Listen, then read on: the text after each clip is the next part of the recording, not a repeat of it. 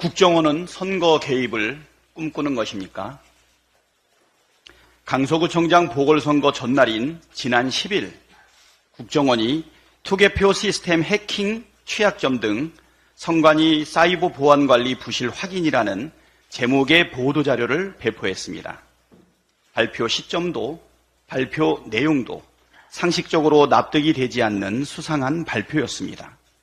그런데 확인 결과 이 보도자료는 국정원이 공동 보안 점검을 한 선관위와 한국인터넷진흥원과의 협의 없이 일방적으로 배포한 사실이 밝혀졌습니다. 심지어 보도자료에 한국인터넷진흥원 로고를 무단으로 사용하기까지 했습니다. 보도자료 내용도 매우 이례적입니다.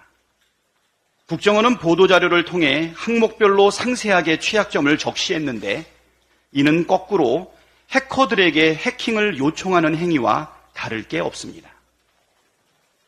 실제 한국인터넷진흥원은 최근 10년간 2257개의 민간기업을 대상으로 사이버 침해 대응 능력 점검을 실시했지만 모의 침투를 통해 발견된 취약점을 공개한 적은 단 한 건도 없다고 밝혔습니다. 선관위도 국정원의 발표 내용에 대해 조목조목 반박했습니다. 보안점검이 부정선거 방지를 위한 법적, 제도적 통제장치 등을 배제한 상태에서 기술적인 내용의 한정에 실시했으며 다수의 내부 조력자가 조직적으로 가담하지 않는 한 사실상 불가능한 시나리오라는 것입니다. 그렇다면 국정원은 왜 보궐선거 하루 전날 서둘러서 관계기관과 협의도 없이 타 기관의 로고를 무단 사용하면서까지 무리한 발표를 한 것인지 의문이 남습니다. 국힘당의 태도에서 그 실마리를 찾을 수 있습니다.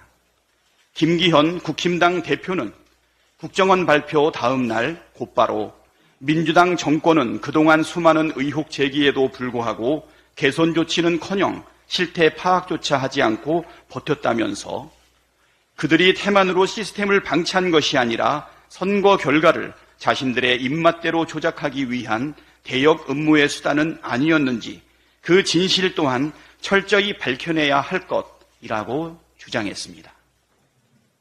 국정원 발표를 근거로 선관위와 민주당을 동시에 공격한 것입니다. 이 같은 정황은 국정원이 여당에게 불리하게 돌아가는 보궐선거에 영향을 주기 위해 움직인 것이 아니냐는 합리적인 의심을 낳습니다.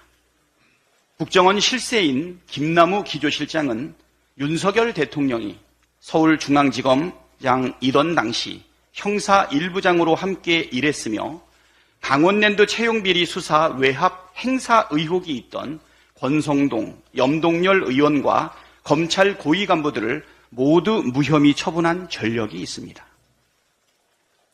서울 동부지검 근무 시절에는 추미애 전 법무부 장관 아들의 휴가 미복귀 의혹 수사를 지휘한 바 있습니다. 윤석열 대통령과 사실상의 정치 공동체라고 해도 과언이 아닙니다. 국정원이 국내 정치에 관여하는 것은 엄격하게 금지되어 있습니다.